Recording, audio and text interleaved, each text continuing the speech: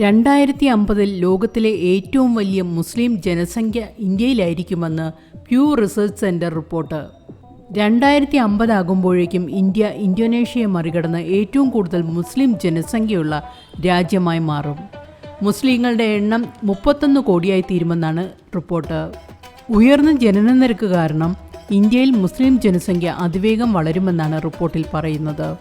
ലോകമതങ്ങളുടെ ഭാവി ജനസംഖ്യാ വളർച്ചാ പ്രവചനങ്ങൾ 2010-2050 എന്ന പേരിലാണ് റിപ്പോർട്ട് പുറത്തുവന്നിരിക്കുന്നത്. മുസ്ലിം രാജ്യമെന്ന ലേബലിൽ അറിയപ്പെടുന്ന പാകിസ്ഥാൻ പോലും 2ാം സ്ഥാനത്താകും. 273 ദശലക്ഷമായിരിക്കും പാകിസ്ഥാനിലെ മുസ്ലിം ജനസംഖ്യ. നിലവിൽ ഏറ്റവും കൂടുതൽ മുസ്ലിം ജനസംഖ്യയുള്ള ഇന്തോനേഷ്യ 2050 ആകുമ്പോഴേക്കും 3ാം സ്ഥാനത്തേക്ക് പിന്തള്ളപ്പെടുമെന്നും 257 ദശലക്ഷം മുസ്ലിങ്ങളാകും ഇവിടെ ഉണ്ടാകുകയെന്നും റിപ്പോർട്ടിൽ പറയുന്നു. കൂടാതെ ലോകത്തിലെ 3ാമത്തെ വലിയ മതവിഭാഗമായി ഹിന്ദുക്കൾ മാറുമെന്നും ഇതിൽ സൂചിപ്പിക്കുന്നു.